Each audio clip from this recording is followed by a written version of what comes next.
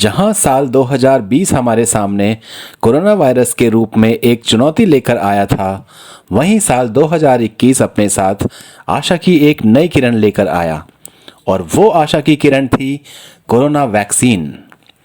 Corona virus के खिलाफ भारत की इस मुहिम की शुरुआत करते हुए 16 जनवरी 2021 को माननीय प्रधानमंत्री श्री नरेंद्र मोदी जी ने विश्व के सबसे बड़े टीकाकरण अभियान की शुरुआत की।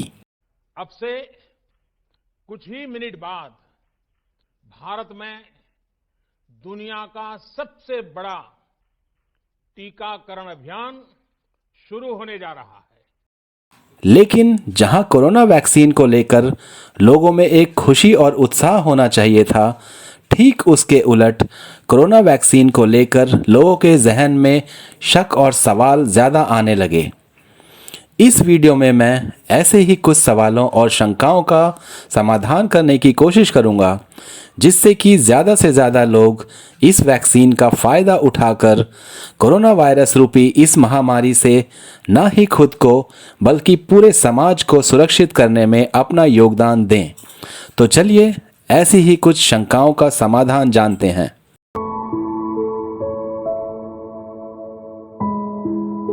कोरोना वैक्सीन सुरक्षित है या नहीं, ये सवाल ज़्यादातर लोगों के मन में सिर्फ इसलिए उठ रहा है क्योंकि कोरोना वैक्सीन को बहुत ही कम समय में तैयार किया गया है, लेकिन इसकी गुणवत्ता को लेकर कोई भी कोताही नहीं बरती गई है। काफ़ी शोध कार्य करने के बाद जो रिजल्ट सामने आए, उनमें पाया गया कि जिन लोगों पर इसका परीक्षण किया गया, उनमें से 90 से 95% लोगों पर ये वैक्सीन बिल्कुल सुरक्षित रही और उसके बाद ही इस वैक्सीन को आम जनता के लिए DGCI ने अपनी मंजूरी दी है।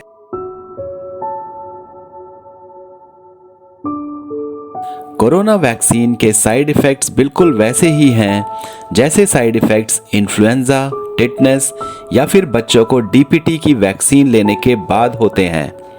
ये साइड इफ़ेक्ट्स बहुत ही मामूली हैं, जैसे कि इंजेक्शन वाली जगह पर रेडनेस हो जाना या हल्की फुल्की स्वेलिंग आ जाना।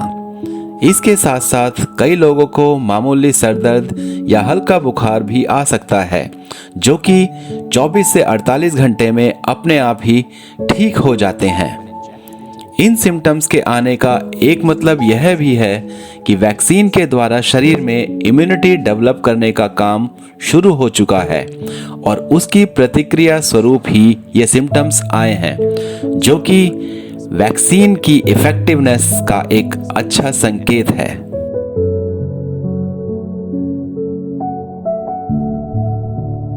एज ऑफ नाउ ये वैक्सीन 18 साल से कम उम्र के बच्चों को नहीं दी जाएगी और इसका कारण यह है कि इस वैक्सीन का ट्रायल सिर्फ 18 साल से ज़्यादा उम्र के लोगों पर ही किया गया है।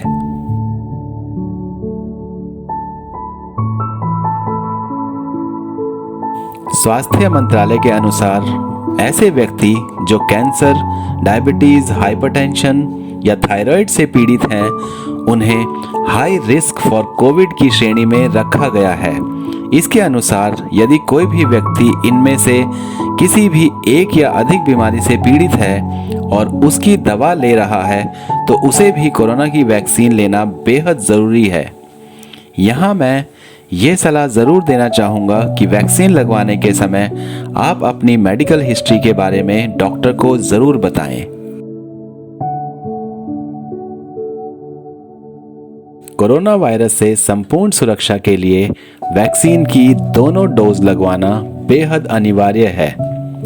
दरअसल वैक्सीन की पहली खुराक शरीर में लॉन्च पैड का काम करती है और हमारे इम्यून रिस्पॉन्स को गति देती है, जबकि दूसरी खुराक हमारे इम्यून रिस्पॉन्स को ताकतवर बनाती है।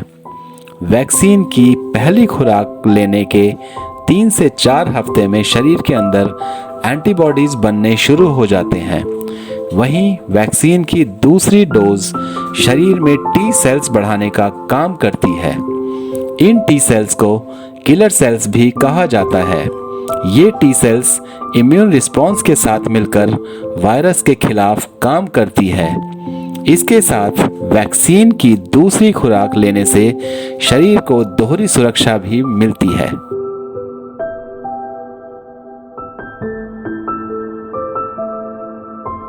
कोविड वैक्सीन लेने के समय इस बात का खास ख्याल रखना है कि दोनों बार आपको एक ही ब्रांड की वैक्सीन लगवानी है। यानी कि अगर आपको पहली डोज कोविशील्ड की लगी है तो ध्यान रहे कि आपको दूसरी डोज भी कोविशील्ड वैक्सीन की ही मिले, और अगर आपने पहली खुराक कोवैक्सीन की ली है तो दूसरी खुराक भी कोवैक्सीन की ही लें।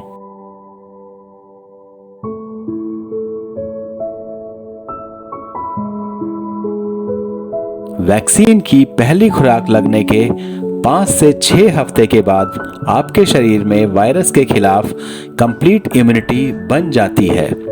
यानी पहली खुराक लेने के 4 हफ्ते के बाद आपको दूसरी खुराक लगेगी, और इस दूसरी खुराक लेने के और 2 हफ्ते के बाद हम समझेंगे कि आपकी इम्यूनिटी बढ़ गई है और आप सेफ हैं।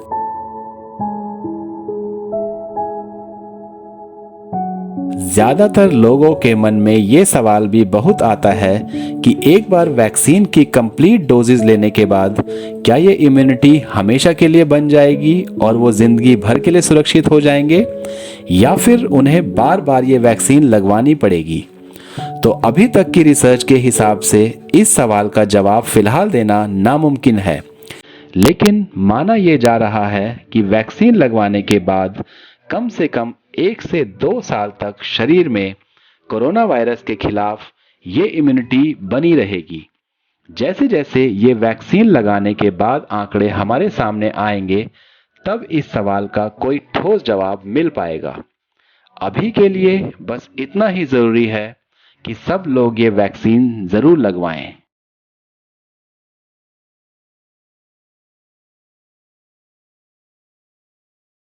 ये सवाल ज़्यादातर इसलिए पूछा जाता है क्योंकि लोगों का ये मानना है कि कोरोना इन्फेक्शन से ठीक होने के बाद उन लोगों में हर्ड इम्यूनिटी बन जाती है, जो कि सही बात भी है।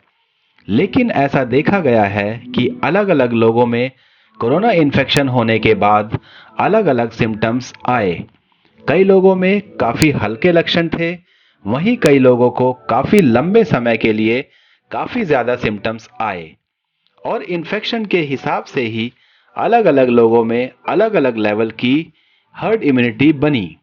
वहीं यह भी देखा गया कि कुछ लोगों को 2 से 3 महीने के बाद ही दोबारा कोविड इन्फेक्शन हो गया। इसका मतलब ये हुआ कि समय के साथ साथ ही ये हर्ड इम्यूनिटी कमजोर पड़ने लगती है, जबकि वैक्सीन के द्वारा सभी लोगों में समान रूप से एक स्ट्रॉन्ग इम्यूनिटी डेवलप की जाती है, जो कि काफी लंबे समय तक वायरस के खिलाफ शरीर की रोग प्रतिरोधक क्षमता को बनाए रखती है। तो ऐसे लोग जिन्हें पहले कोरोना इन्फेक्शन हो चुका है, उन्हें भी ये वैक्सीन जरूर लगवानी चाहिए।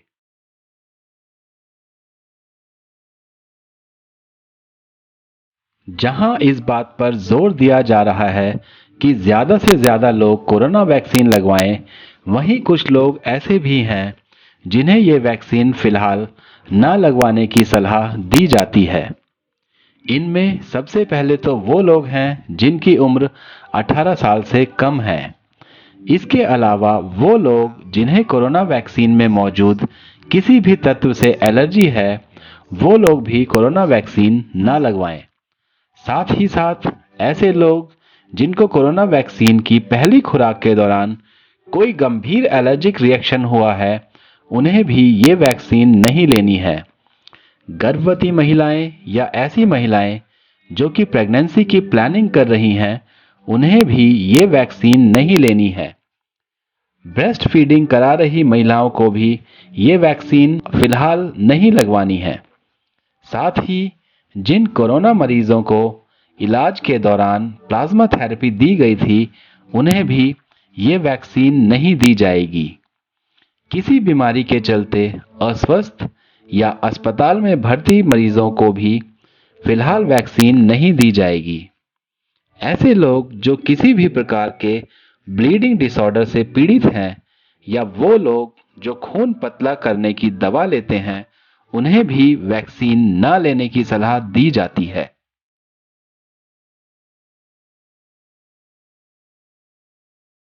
स्वास्थ्य मंत्रालय के अनुसार कोरोना वैक्सीन का टीका लगवाना पूरी तरह से आपकी मर्जी पर निर्भर करता है।